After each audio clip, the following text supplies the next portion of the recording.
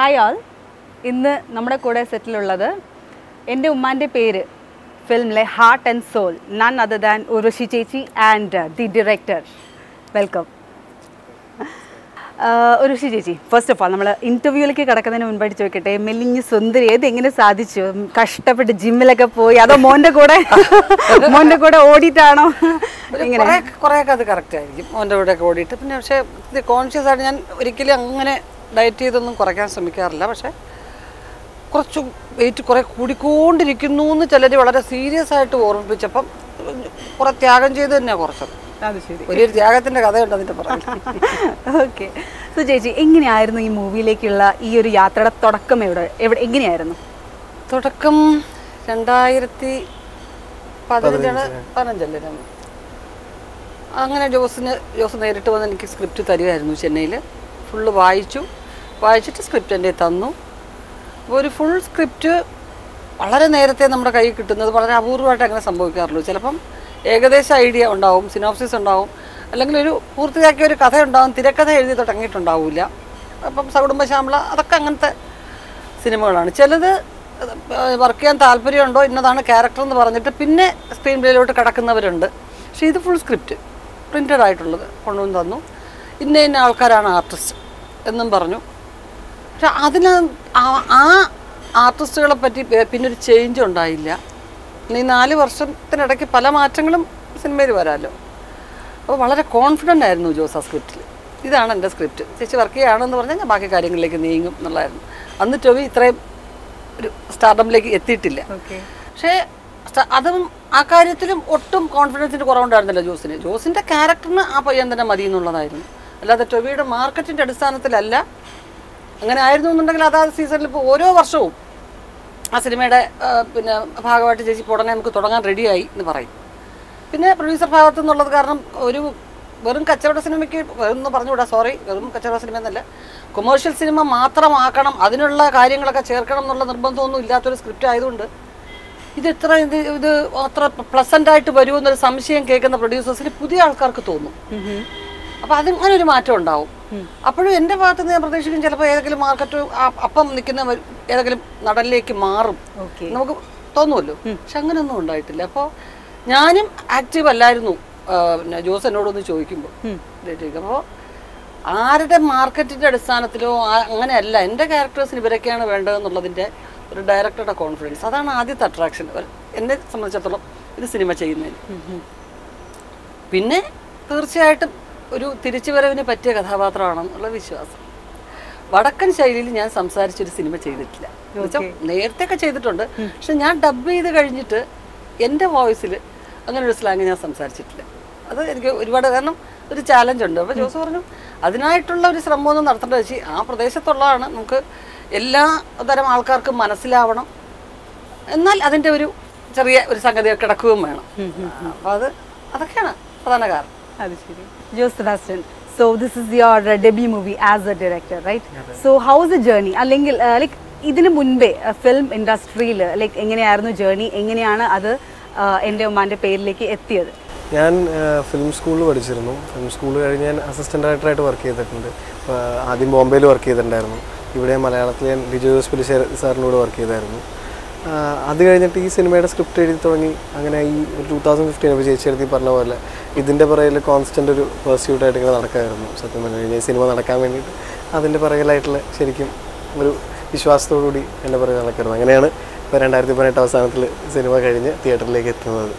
അതിന് ഏറ്റവും ഒരു പ്രധാനപ്പെട്ട കാര്യം എന്ന് പറയുന്നത് ആൻഡ്രോ ജോസഫിനെ പോലെ ഒരു പ്രൊഡ്യൂസറുടെ കയ്യിലെത്തിയപ്പോൾ ആ സിനിമയ്ക്ക് എല്ലാ വിധത്തിലും ഉള്ള ഒരു സപ്പോർട്ടും, കാരണം ഈ സ്ക്രിപ്റ്റിൽ 100% വിശ്വാസം ആൻഡ്രോയ്ക്ക് ഉണ്ടായിരുന്നു.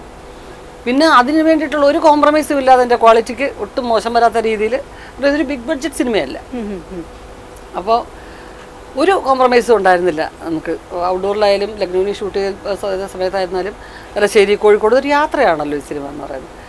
അപ്പോൾ പബ്ലിസിറ്റിയും കാര്യങ്ങളും എല്ലാം ആ സ്ഥലത്തേക്ക് കൊണ്ടുവന്ന് എത്തിക്കും എന്നുള്ള വിശ്വാസം നമുക്കുണ്ടായി.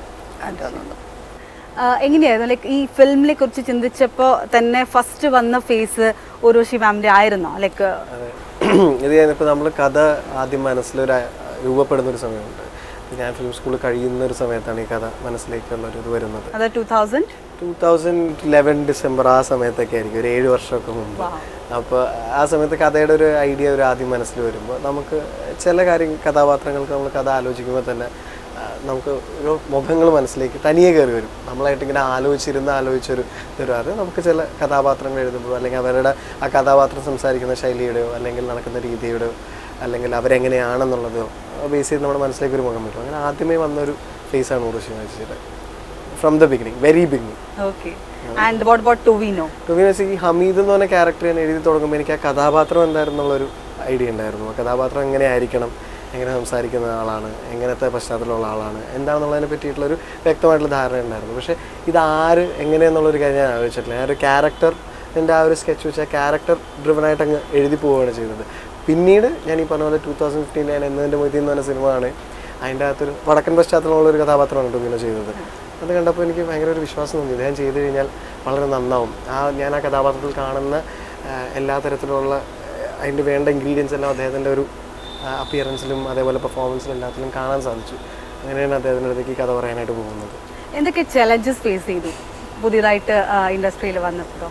ചാലഞ്ചസ് എന്ന് പറഞ്ഞു കഴിഞ്ഞാൽ ലൈക്ക് സിനിമ എപ്പോഴും അത്ര എളുപ്പമുള്ളൊരിതല്ല. നമ്മൾ കുറേ കാര്യങ്ങൾ ഇപ്പോൾ ആദ്യമായിട്ടൊരു സിനിമ ചെയ്യാൻ പോകുന്നു, ഒരാൾ കുറേ വലിയൊരു എമൗണ്ട് ഓഫ് മണി ഇൻവെസ്റ്റ് ചെയ്ത് നിങ്ങൾ വിശ്വസിച്ച് നിങ്ങൾ പറയുന്നൊരു കഥയിലും നിങ്ങൾ പറയുന്ന രീതിയിലൊരു പണം എടുക്കാൻ പോകുന്നു പറയുമ്പോഴേക്കും ഒരു വലിയൊരു ട്രസ്റ്റാണത്.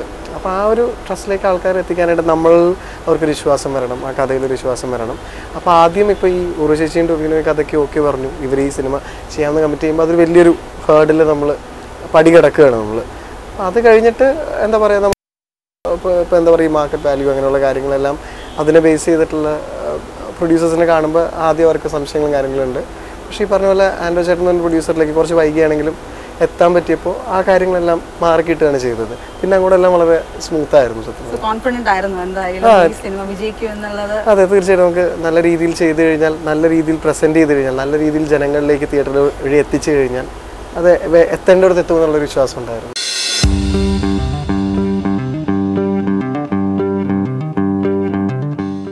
അച്ചുവിൻ്റെ അമ്മ, ലൈക്ക് അതിലും ഒരു അമ്മ ആ ഒരു കഥാപാത്രത്തിന് ഇമ്പോർട്ടൻസ് കൊടുക്കുന്ന രീതിയിൽ ഇതിലും അതേപോലെ തന്നെ. സോ സിമിലർ ആണോ രണ്ടും, അതോ ലൈക്ക് ലോട്ട് ഓഫ് ഡിഫറൻസ് ആണോ? ഒരുപാട് ഡിഫറൻസ് ഉണ്ട്, ഒരുപാട് ഡിഫറൻസ്. കാരണം അതിൻ്റെ ബേസ് തന്നെ വേറെയാണ്. കാരണം ഒരു മകളെ മാത്രം കോൺസെൻട്രേറ്റ് ചെയ്ത് ജീവിക്കുന്ന ഒരു അമ്മ എന്നുള്ളതാണ്. ഐഷ അതല്ല. ഐഷ ഒറ്റപ്പെട്ട് ജീവിച്ചതിൻ്റെ ഒരു മുരടൻ സ്വഭാവങ്ങളും ഈ സമൂഹത്തോട് മൊത്തത്തിലൊരു എന്താ പറയുന്നത്, ആ ഒറ്റപ്പെടൽ കാരണം എല്ലാവരോടും പൊതുവെ ആരുമായിട്ടും അടുക്കാതെ അങ്ങനെ ജീവിച്ചൊരു സ്ത്രീയെ സംബന്ധിച്ചിടത്തോളം മകനുമായിട്ട് ജീവിക്കുന്ന പുതിയ പശ്ചാത്തലത്തിൽ അവർ ഒട്ടും പൊരുത്തപ്പെട്ടു പോകുന്നില്ല. അപ്പോൾ അവർ കാരണം ഇവനും ഇവൻ്റെ അന്തരീക്ഷത്തിലുള്ള ആൾക്കാരും ഒക്കെ ആയിട്ടൊന്നും ഇവർ യോജിക്കുന്നില്ലല്ലോ എന്നുള്ള പ്രശ്നമായി. പുലിവാലാണോ പിടിച്ചോണ്ടെന്നുള്ള രീതിയിലാവും അവരും. അച്ഛൻ്റെ അമ്മ എല്ലാവരെയും കുറച്ചൊന്ന് ടാക്കിൾ ചെയ്ത് നല്ല രീതിയിൽ സംസാരിച്ചിട്ട് മോളെ വളർത്താൻ വേണ്ടി ഒരു ലേസി, ഒരു ചിറ്റി, ഒരു തയ്യക്കട എല്ലാം ഉണ്ടല്ലോ. ഇതങ്ങനല്ല, ഇത് എങ്ങനെ വെറുപ്പിക്കാൻ മനുഷ്യരെന്ന് നോക്കിയിരിക്കുന്നൊരു മാത്രമുണ്ട്. അപ്പോൾ ആ ഇൻട്രൊഡക്ഷനേ അങ്ങനെയാണ്. കാരണം മീൻകാരനോട് വഴക്കുണ്ടായിക്കൊണ്ടാണ് ആദ്യം. പിന്നെ കൊച്ചു കൊച്ചു കള്ളത്തരങ്ങളൊക്കെ ഉണ്ട്. കാരണം ജീവിതത്തിൽ അതുവരെ കിട്ടാതിരുന്നൊരു സൗഖ്യം, ഒരു സന്തോഷം ആദ്യമായിട്ട് അനുഭവിക്കുമ്പോൾ അത് നഷ്ടപ്പെടുത്താതിരിക്കാനുള്ളൊരു സ്ത്രീയുടെ തത്രപ്പാടുണ്ടല്ലോ. ഇത് പോയാൽ ഇനി ഒന്നുമില്ല ജീവിതത്തിൽ. അപ്പോൾ അങ്ങനെ ഒരു കഥാപാത്രത്തിൻ്റെ ഫീലിംഗ് എന്ന് പറയുമ്പോൾ അത് എന്തിനും ഇതാവും, എങ്ങനെയെങ്കിലും മോൻ്റെ കൂടെ തന്നെ ജീവിക്കണം. അപ്പോൾ അതെങ്ങനെ പെരുമാറണമെന്ന് അറിയില്ല. ഒരുപക്ഷെ ഇവർ ഒറ്റപ്പെട്ട് പോയതും ഇവരുടെ സ്വഭാവത്തിൻ്റെ പ്രശ്നങ്ങളായിരിക്കും. നമുക്ക് ഒരുപാട് കാര്യങ്ങൾ പിന്നെ എന്താ പറയുന്നത്, ഐഷയെ സംബന്ധിച്ച് കാണിക്കുന്നതിനേക്കാൾ കൂടുതൽ കഥ അവളുടെ ഉള്ളിലുണ്ട്. അതാണ് പ്രത്യേകത. അത് ശരി. സോ ഇൻ ഷോർട്ട് ലൈക്ക് ഒരു 80s 90s ഉർവശി ചേച്ചിയുടെ ആ ഒരു എന്താ പറയുക, ഒരു കുറച്ച് കുശുമ്പും അത്യാവശ്യം സ്നേഹമുണ്ട്. പക്ഷെ അത് പ്രകടിപ്പിക്കുന്ന രീതി മറ്റുള്ളവർ കാണിക്കുന്ന പോലെ അല്ല. അത് എപ്പോഴെന്ത് സംസാരിക്കുമെന്നോ എവിടെ വെച്ച് ഒന്നും പിടിയില്ലാത്തൊരു ക്യാരക്ടറാണ്. അപ്പോൾ അൾട്ടിമേറ്റായിട്ട് അതിനകത്ത് പറഞ്ഞിട്ടുള്ളത്, ഒറ്റപ്പെട്ട് ജീവിക്കുന്നവരുടെ പലപ്പോഴും വളരെ പ്ലസൻ്റ് ആയിട്ടുള്ള ആൾക്കാരാണെന്നുണ്ടെങ്കിലും എല്ലാവരുമായിട്ട് യോജിച്ചങ്ങ് കഴിയും. കാരണം നമുക്ക് ആരുമില്ലല്ലോ. ഇത് ആരുമില്ലാത്തതുകൊണ്ട് എനിക്കിനി ആരും വേണ്ട, അങ്ങനെ ഒരു വൈരാഗ്യത്തിൽ ജീവിക്കുന്ന സ്ത്രീയാണ്. അപ്പോൾ അതെല്ലാം മാറ്റിമറിച്ചുകൊണ്ട് സ്വന്തം മകൻ വരികയും വിളിച്ചുകൊണ്ട് പോവുകയും ചെയ്തു കഴിഞ്ഞപ്പോൾ പിന്നെ എങ്ങനെ പെരുമാറണമെന്ന് പറഞ്ഞുകൂടാ. അങ്ങനെ ഒരു നിഷ്കളങ്കത കൂടെ ഉണ്ട് അതിനകത്ത്. കുറച്ച് ചെറിയ ചെറിയ കുശുമ്പ്, അധികാരം സ്ഥാപിച്ചെടുക്കാനുള്ള കൊച്ചു കൊച്ചു കുശുമ്പൊക്കെ. ഓക്കെ, ഈ മൂവിയുടെ പേര് എൻ്റെ ഉമ്മാൻ്റെ പേര്, അത് എങ്ങനെയാണ് ആ പേരിലേക്ക് എത്തിപ്പെട്ടത്? ആ പേരിലേക്ക് എത്തിപ്പെട്ടതെന്ന് പറഞ്ഞു കഴിഞ്ഞാൽ ഈ കഥയുടെ ഒരു കഥാതന്തുവിൻ്റെ അല്ലെങ്കിൽ ഈ കഥ പറഞ്ഞു പോകുന്നൊരു മെസ്സേജിൻ്റെ ഒരു ഏറ്റവും കൂടുതൽ മെറ്റഫറിക്കലി ഏറ്റവും യോജിക്കുന്ന ഒരു പേരാണ് എൻ്റെ ഉമ്മാൻ്റെ പേരെന്ന് പറയുന്നത്. ആ ഒരു വ്യക്തി ഒരു അമ്മയെ അന്വേഷിച്ച് പോകുന്നൊരു യാത്ര, അപ്പോൾ ആ യാത്രയിലുള്ള അയാളുടെ ഒരു ഇത്, അപ്പോൾ ആ ഒരു കഥയുടെ ഒരു വൺ ലൈൻ ഇപ്പോൾ നമ്മൾ പറയുമ്പോൾ അതിൻ്റെ അതിനോട് ഏറ്റവും കൂടുതൽ യോജിക്കുന്ന ഒരു മെറ്റഫറാണ് ആ പേരെന്ന് പറയുന്നത്. എൻ്റെ ഉമ്മ എന്നിട്ടുകൂടായിരുന്നു എന്ന് എന്നോടും ചോദിച്ചിരുന്നു. പിന്നെ എൻ്റെ ഉമ്മ എന്നിട്ടാൽ പോരായിരുന്നോ? പക്ഷെ അതല്ല, ഒരു കുട്ടി നമ്മുടെ ഈ സമൂഹത്തിൽ ജീവിക്കുമ്പോൾ അച്ഛൻ്റെ പേരെന്താ, കുട്ടിയോട് വിളിക്കും മോൻ്റെ പേരെന്താ എന്ന് ചോദിക്കും. പിന്നെ അവൻ പഠിക്കാൻ തുടങ്ങുമ്പോൾ അച്ഛൻ്റെ പേരും അമ്മയുടെ പേരും എഴുതണം. അമ്മയുടെ പേര് എഴുതേണ്ടടുത്ത് ഒരു പേര് ഈ അച്ഛൻ പറഞ്ഞു കൊടുത്തിട്ടില്ല. അപ്പോൾ അവൻ്റെ ഈ അക്ഷരം പഠിക്കാൻ തുടങ്ങിയത് മുതലുള്ള അവൻ്റെ സംശയം, എൻ്റെ അമ്മയ്ക്കൊരു പേരുണ്ടാവുമല്ലോ, ഇരിപ്പുണ്ടോ ഇല്ലയോ അത് വേറെ കാര്യം. അതാണ് കഥ. ഓക്കെ. ഇതിൻ്റെ സംഗതി എന്ന് പറയുന്നത് അമ്മ ആരോ ആയിക്കോട്ടെ അവർ ജീവിച്ചിരിപ്പുണ്ടോ ഇല്ലയോ ഒന്നുമല്ല, എന്നാലും എൻ്റെ അമ്മയ്ക്കൊരു പേരുണ്ടാവുമല്ലോ. അപ്പോൾ ഇതിൽ കൂടുതൽ മാച്ച് ചെയ്യുന്നൊരു പേര് നമുക്ക്.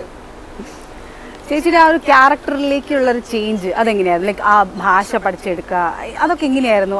അത് നമുക്ക് സിനിമയിൽ, ഞാൻ ഏറ്റവും കൂടുതൽ സിനിമയിൽ ഷൂട്ട് ചെയ്തിട്ടുള്ള സ്ഥലമാണ് കോഴിക്കോട് മുതൽ അങ്ങോട്ട്. അപ്പം അത് എനിക്ക് പുതിയതല്ല. പക്ഷേ ഞാൻ ഒരു ഹീറോയുടെ അമ്മയായിട്ട് അഭിനയിക്കുമ്പോൾ എൻ്റെ ബോഡി ലാംഗ്വേജ് എല്ലാം അതിന് ഫ്ലെക്സിബിൾ ആവുമോ എന്നുള്ളത്, കാരണം ഔട്ട് ഓഫ് ക്യാരക്ടർ ആയിപ്പോവും. കാരണം എൻ്റെ എല്ലാ ക്യാരക്ടേഴ്സും ഞാൻ ചെയ്യുന്ന പോലെയൊക്കെ തന്നെയാണ് പെർഫോം ചെയ്തിട്ടുള്ളത്. അപ്പോൾ ഇതിനായിട്ടൊരു നടപ്പുണ്ടാക്കി എടുക്കണോ, ഇതിനായിട്ട്. അപ്പോൾ ഇടയ്ക്കിടയ്ക്ക് ജോസിനോട് ഞാൻ ആ സംശയങ്ങളൊക്കെ ചോദിച്ചിട്ടുണ്ട്. ജോസ് അങ്ങനെ ആയിരിക്കും, ഇതിങ്ങനെ സംസാരിക്കണോ. പിന്നെ സ്ലാങ് പറഞ്ഞ പോലെ നമുക്ക് ഒത്തിരി സുഹൃത്തുക്കളുണ്ട് വടക്കൻ കേരളത്തിൽ ഒരുപാട് പേര്.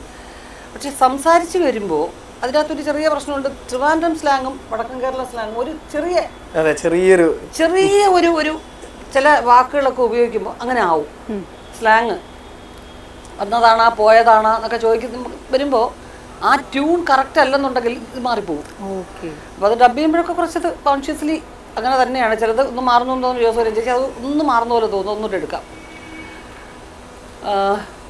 പിന്നെ ഈ പ്രാകൃതമായിട്ടുള്ള അധികം സംസാരിക്കുകയൊന്നും ചെയ്യാത്ത ക്യാരക്ടറാണെങ്കിൽ നമുക്ക് കുറച്ചുകൂടെ എളുപ്പമുണ്ട്. പക്ഷെ ഇത് ടോക്കറ്റീവാണ് ക്യാരക്ടർ. അവയെല്ലാം ചടുലമാണ്, സ്പീഡും എല്ലാം പാട്ടുന്നതിനെ നമുക്ക് മനസ്സിലാക്കാം. കാരണം ഒരു ആക്രാന്തം ഒക്കെ ഉണ്ട് പൊതുവെ. അപ്പോൾ ഇത് വളരെ നിസ്സാരമായിട്ട് പെർഫോം ചെയ്യാൻ പറ്റിയൊരു റോളല്ല എന്നെ സംബന്ധിച്ചിടത്തോളം. ഇത് കുറച്ചൊരു ചാലഞ്ചിങ് ആയിട്ടുള്ള ക്യാരക്ടർ തന്നെയാണ്. കാരണം എൻ്റെ സാധാരണ പെർഫോമൻസ് പോലെ മാത്രം അങ്ങനെ ചെയ്യാനും പറ്റില്ല. ആയിഷ എങ്ങനെ ആയിരിക്കും എന്നുള്ളൊരു സങ്കല്പം ഉണ്ടായിരിക്കുമായിരിക്കുമല്ലോ. സോ ചേച്ചി അത് ചെയ്തപ്പോഴത്തേക്കും ഒരു പടി മുന്നോട്ട് അല്ലെങ്കിൽ കുറേ പടി. സോ അത് എങ്ങനെയായിരുന്നു? ലൈക്ക് ഓരോ ഡേ ബൈ ഡേ അത് ഈ ആയിഷ അല്ല ഇതിനേക്കാൾ ഇങ്ങനെയല്ല വിചാരിച്ചെന്നൊക്കെ തോന്നിപ്പോയിരുന്നു? ലൈക്ക് അതിനേക്കാൾ ഒത്തിരി ബെറ്ററായി എന്ന് തോന്നി? തീർച്ചയായിട്ടും വളരെയധികം. ഇപ്പോൾ ചേച്ചിയുടെ വളരെ എക്സ്പീരിയൻസ് ഉള്ള ഒരു ആക്ടർ വരുമ്പോൾ തന്നെ പിന്നെ എക്സാക്ട്ലി ഈ ഒരു കാലയളവിൽ ഈ കഥ അറിയുകയും ഇത്രയും നാളെ ക്യാരക്ടറിനെ മനസ്സിലാക്കുകയൊക്കെ ചെയ്തു വരുമ്പോഴേക്കും ചേച്ചിയുടെ എക്സ്പീരിയൻസ് എന്ന് വെച്ചാൽ വളരെയധികം പല ലെവൽ മുകളിലേക്ക് അത് പോയിട്ടുണ്ട് ആ ക്യാരക്ടർ. പിന്നെ എന്താ പറയുക, ഒരു ഭയങ്കര എക്സൈറ്റിംഗ് ആയിട്ടുള്ളൊരു എക്സ്പീരിയൻസ് ആണ് നമുക്ക്. നമ്മളൊരു കഥാപാത്രം എഴുതുമ്പോൾ നമ്മളതിനെ മനസ്സിൽ പ്രത്യേക രീതിയിൽ കാണുന്നു, പിന്നെ അതിനൊരാൾ പെർഫോം ചെയ്ത് അതിനെ വേറൊരു ലെവലിലേക്ക് കൊണ്ടുപോകുക എന്ന് പറയുന്നത് വിറ്റ്നസ് ചെയ്യാൻ പറ്റുന്ന, ഏറ്റവും ആദ്യം വിറ്റ്നസ് ചെയ്യാൻ പറ്റുന്നൊരു ആളാണ്. അപ്പോൾ അത് ഭയങ്കര എക്സൈറ്റിങ്ങും വളരെ രസകരമായിട്ടുള്ളൊരു എക്സ്പീരിയൻസ് ആണ്. ചേച്ചിനെ പോലെ ഒരു സീനിയർ ആർട്ടിസ്റ്റ് കൂടെ ഉണ്ടായിരുന്നു. Like how was the feel? Like senior ആണ്, അപ്പോൾ ഒരു എന്താണ് തോന്നിയത് ആ അപ്രോച്ചിൽ? അല്ലെങ്കിൽ ഇപ്പോൾ ചേച്ചി ഇങ്ങനെ അല്ലെങ്കിൽ അങ്ങനെ എന്നൊക്കെ പറഞ്ഞു കൊടുക്കുമ്പോൾ എങ്ങനെ, ഹൗ വാസ് ദ ഫീൽ? ചേച്ചിയിലൂടെ വർക്ക് ചെയ്യുമ്പോഴേക്കും ചേച്ചി എക്സ്ട്രീംലി ആ കാര്യങ്ങളെല്ലാം വളരെ പ്രൊഫഷണലാണ് കാര്യങ്ങളെല്ലാം. പക്ഷേ അതല്ലാതെ വേറൊരു സൈഡ് എന്താണെന്ന് വെച്ച് കഴിഞ്ഞാൽ ഈ ഒരു സിനിമ തുടങ്ങുന്നതിന് മുമ്പ് പലയിടത്തും പറയുന്നത് വെച്ചാൽ ഒരു 2 വർഷത്തെ അല്ലെങ്കിൽ 3 വർഷത്തെ ഇത്രയും നാളത്തെ ഒരു പരിചയം നന്നായിട്ട് വന്നിട്ടുണ്ട്. അപ്പോൾ ഇതിൻ്റെ അകത്തേക്ക് ടൊവിനോ ആയാലും ചേച്ചി ആയാലും രണ്ടായാലും വരുമ്പോഴേക്കും ഇവരായിട്ട് നല്ലൊരു പരിചയമുണ്ട്, നല്ലൊരു സൗഹൃദമുണ്ട്. അപ്പോൾ വളരെ ഒരു ഫ്രണ്ട്ലി ആയിട്ടുള്ളൊരു അറ്റ്മോസ്ഫിയറിൽ ഞങ്ങളെല്ലാവരും വർക്ക് ചെയ്തേക്കണേ. വളരെ ഓപ്പൺ ആയിട്ടുള്ളൊരു ഇതാണ്. ഇപ്പോൾ ചേച്ചിയുടെ അടുത്ത് ഞാൻ പറയുന്നത് മാത്രമല്ല, ചേച്ചിക്ക് ഇങ്ങോട്ട് പറയാനുള്ളതും ചേച്ചി ടൊവിനോട് പറയുന്നതും അല്ലെങ്കിൽ ടൊവിനോ ഞങ്ങളോട് പറയുന്നതും അങ്ങനെ ഒരു ഭയങ്കര കൊളാബറേറ്റ് ചെയ്ത് വളരെ ഷെയർ ചെയ്തേക്കുന്ന ഒരു സിനിമ ചെയ്തു വന്നേക്കുന്ന ഫിലിം മേക്കിംഗ് എക്സ്പീരിയൻസ് ആയിരുന്നു. ശരിക്കും വളരെ എൻജോയ് ചെയ്ത് വളരെ ആസ്വദിച്ച് ഞങ്ങൾ ചെയ്തു പോയേക്കുന്നതാണ്. അല്ലാതെ എല്ലാവരും വളരെ സീരിയസ് ആയിട്ടിരുന്നു, ചേച്ചി വരുമ്പോൾ എന്നുള്ള രീതിയിലിരിക്കുന്നു, ടൊവിനോ വരുമ്പോൾ വേറൊരു ഇതിൽ, അങ്ങനെ ഒരു ഇതല്ല. പിന്നെ ഏകദേശം ഞങ്ങളെല്ലാവരും കുറച്ചൊരു എന്താ പറയുക ചെറിയൊരു കുട്ടിക്കളിയും കാര്യങ്ങളൊക്കെ ഉള്ള ആൾക്കാരാണ് ഇതിൻ്റെ അകത്ത് വർക്ക് ചെയ്തേക്കുന്നത്. ടൊവിനോ ആയാലും ആയാലും ചേച്ചിയായാലും. അപ്പോൾ ആ ഒരു കാര്യത്തിൽ ഞങ്ങൾ വളരെ ഇൻ സിങ്കാണ്. അപ്പോൾ അത് കാരണം കാര്യങ്ങളെല്ലാം വളരെ സ്മൂത്തായിട്ടാണ് പോയത്. ഞാനിപ്പോഴും ഈ ഒരു നമ്മുടെ ഒരു സീനിയോറിറ്റി അല്ലെങ്കിൽ നമ്മുടെ ഒരു പോസ്റ്റ് വെച്ചിട്ട് നമ്മളെ അകറ്റി നിർത്തുന്നതിനേക്കാൾ കൂടുതൽ എന്നെ സംബന്ധിച്ചിടത്തോളം കുറച്ച് സ്നേഹത്തിൽ നിന്ന് കിട്ടുന്ന നമുക്കൊരു കരുതലും ഒരു പരിഗണനയും ഒക്കെ ഉണ്ടല്ലോ. അത് തന്നെയായിരിക്കും എപ്പോഴും നല്ലതെന്നാണ് എൻ്റെ വിശ്വാസം. അല്ലാതെ അതായത് നമ്മൾ ഒറ്റയ്ക്ക് പോയി ഇങ്ങനെ ഇരുന്ന് ഗൗരവത്തിലിരുന്ന് ഒരൊറ്റയാണ് അടുത്തോട്ട് ശ്വാസം വിട്ടു. സീനിയറാണ് കേട്ടോ, പറ്റൂലല്ലോ. എനിക്കത് ഭയങ്കര ടെൻഷനാണ്. അപ്പോൾ ഇവരുമായിട്ട് വർക്ക് ചെയ്തിട്ട് എനിക്കെന്തോ കുറേ കാലമായിട്ട് വർക്ക് ചെയ്ത പോലെയാണ് തോന്നുന്നത്. നമ്മൾ ഷോട്ട് എടുക്കുമ്പോൾ ചിലത് കുറച്ച് ഇമ്പ്രവൈസ് ചെയ്ത് ചില കാര്യങ്ങൾ ഇങ്ങനെ തുടക്കത്തിൽ ഒന്ന് ഇങ്ങനെ സംസാരിച്ചിട്ടങ്ങ് പോയേക്കാം, അത് കുഴപ്പമില്ല, അങ്ങനെയാണ്. അങ്ങനെ പറഞ്ഞു ചെയ്ത പലതും നമുക്ക് പിന്നെ ഫ്രെയിമിൽ കാണുമ്പോൾ ഭയങ്കര ഡെപ്തായിട്ട് ഫീൽ ചെയ്ത ഒത്തിരി സന്ദർഭങ്ങൾ ഇതിനകത്തുണ്ട്. ആ സ്പോട്ടിൽ അപ്പോൾ വന്നതെന്നാൽ പിന്നെ അങ്ങനെ ഒന്ന് ചോദിച്ചിട്ടാവാം എന്ന് പറയുന്ന ചില ഉദാഹരണത്തിനായിട്ട് പറയാൻ ഒരുപാട് സീനുണ്ട്. അത് ആ സ്ക്രിപ്റ്റിനകത്ത് അറിയാതെ സംഭവിച്ചു ഫീൽ ചെയ്ത് പോകുന്ന കുറേ കാര്യങ്ങളുണ്ട്. അങ്ങനെ വേണ്ടിയിരുന്നു. ഡബ്ബിങ്ങിൽ ചിലത് ഇമ്പ്രവൈസ് ചെയ്തിരുന്നു. അത് നമുക്ക് പിന്നെ കാണുമ്പോഴത്തേക്ക് അയ്യോ അത് ഇത്രയും ഇമ്പാക്റ്റ് ഉണ്ടായിരുന്നു അതിനൊന്നും തോന്നുന്നു. അതൊക്കെ അത് സംഭവിക്കുന്നതാണ്. നമ്മുടെ പ്ലാനിങ് അല്ല പലതും പടങ്ങളിൽ വരുന്നത്. നല്ലൊരു അനുഭവമായിരുന്നു സിനിമ.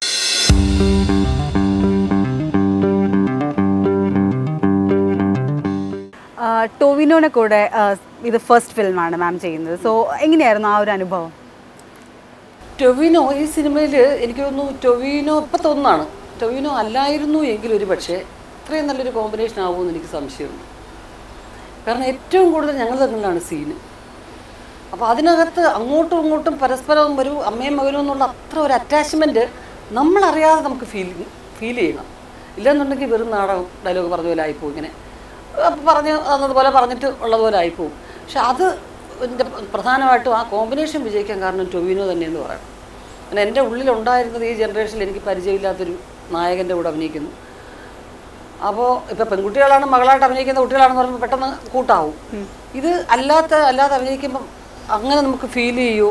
വളരെ ഫോർമലായിട്ടൊക്കെ പെരുമാറുന്ന ഒരാളാണെന്നുണ്ടെങ്കിൽ ഒരിക്കലും എനിക്ക് ഫ്രെയിമിൽ അങ്ങനെ ആവാൻ പറ്റില്ല. ഭയങ്കര കംഫർട്ടബിൾ ആവാത്തൊരു ക്യാരക്ടറാണ് എൻ്റെ. അപ്പോൾ അതെങ്ങനെ അത് ശരിയാവും എന്നൊക്കെയുള്ള സംശയം ഉണ്ടായിരുന്നു. ആദ്യ ദിവസം കൊണ്ട് തന്നെ അതങ്ങ് പോയി. കാരണം ഞങ്ങളുടെ ലക്നൗ ഷെഡ്യൂളിൽ ഞങ്ങൾ 2 ആർട്ടിസ്റ്റേ ഉള്ളൂ കോമ്പിനേഷൻ ഫുള്ള്. വേറെ നിവർത്തിയില്ല, ഞങ്ങൾ സംസാരിച്ചേ പറ്റൂ. അപ്പോൾ ഇവരൊക്കെ എന്ന് വെച്ച് കഴിഞ്ഞാൽ ഈ എല്ലാം അപ്ഡേറ്റ് ചെയ്യപ്പെടുക അപ്പോഴപ്പോഴുള്ള വാർത്തയും കാര്യങ്ങളൊക്കെ കാണുകയും വായിക്കുകയോ അതൊക്കെ ചെയ്തൊക്കെ പറയുന്ന ആൾക്കാരല്ല. അപ്പോൾ എനിക്കൊന്നുമില്ല, എനിക്ക് ആ പടം ബുക്ക് വായിക്കാം, അല്ലാതെ ഇതിനകത്തുള്ള കുന്തകളൊന്നും എനിക്ക് ഇഷ്ടവുമല്ല. അപ്പം ഞാൻ ഇങ്ങനെ മിണ്ടാതെ ഇങ്ങനെ ഇരിക്കണം. പിന്നെ ഞാൻ ആക്രമിച്ച് സംസാരിച്ചു തുടങ്ങി. വരെയൊക്കെ അത് ഓഫ് ചെയ്ത് വയ്ക്കും. വേറെ എന്ത് ചെയ്യാൻ? അപ്പോൾ അങ്ങനെ ആവും. നമ്മൾ രണ്ടുപേരേ ഉള്ളൂ സംസാരിക്കാനുണ്ടെങ്കിൽ രണ്ടുപേരങ്ങനെ സംസാരിച്ച് ആയിപ്പോവും. അത് എനിക്ക് അപ്പോൾ എന്നെക്കാട്ടി വളരെ പ്രായം കുറഞ്ഞ ഒരു പയ്യൻ്റെ ഫീല് വന്നെങ്കിൽ മാത്രമേ എനിക്ക് അധികാരപൂർവ്വം എൻ്റെ ക്യാരക്ടർ അതാണ്. ഇങ്ങോട്ട് നടച്ചേക്കാം, അങ്ങോട്ട് പറയുക എന്ന് പറയുന്നത് ഇറക്കിനെ പോലെ തോന്നിക്കണ്ടേ? അത് ടൊവിനോ തന്നെയാണ് എൻ്റെ കാരണക്കാരൻ. ഒട്ടും വലിയൊരു ഹീറോയുടെ യാതൊരു ഭാവവും ഇല്ല. ടൊവിനോ തീർച്ചയായിട്ടും മലയാളത്തിലെ ഏറ്റവും പ്രോമിസിങ് ആയിട്ടുള്ളൊരു ആക്ടറാണ്.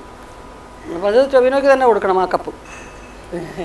ഓക്കെ, സോ ലൈക്ക് ഇതിൽ ലൊക്കേഷൻസ് ഇപ്പോൾ ചേച്ചി പറഞ്ഞു ലൊക്കേഷൻ ഹൈദരാബാദ് അവിടെയൊക്കെ. സോ എങ്ങനെയാണ് ലൊക്കേഷൻസ് ഒക്കെ എങ്ങനെയാണ് സെലക്ട് ചെയ്തതൊക്കെ? നമ്മളിപ്പോൾ തലശ്ശേരി, കോഴിക്കോട്, പൊന്നാനി ഉണ്ട്, ലക്നൗ ഉണ്ട്, 4 സ്ഥലങ്ങൾ. അല്ല, കഥയുടെ ഒരു യാത്രയ്ക്ക് അനുസരിച്ച് കഥ പോകുന്ന ഒന്നൊരു മലബാർ മുസ്ലിം പശ്ചാത്തലം യൂസ് ചെയ്തിട്ടുണ്ട്.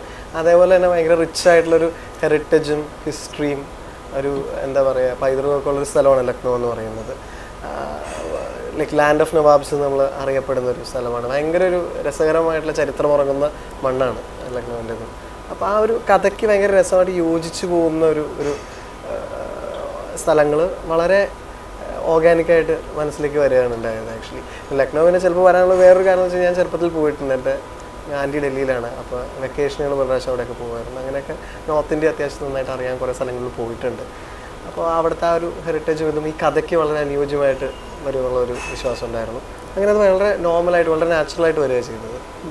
500 ഫിലിംസ് ഓവർ 500 ഫിലിംസായി ഇപ്പോൾ ഒരു ചേച്ചിയുടെ. സോ എന്താണ് വെൻ യു ലുക്ക് ബാക്ക് അന്ന് 8ാം വയസ്സിൽ ഒരു പക്ഷേ തുടങ്ങിയത് ആക്ടിങ്ങിലേക്ക്? 2-3 സിനിമയൊക്കെ ബേബി ആർട്ടിസ്റ്റായിട്ട് ചെയ്തിട്ടുണ്ട്.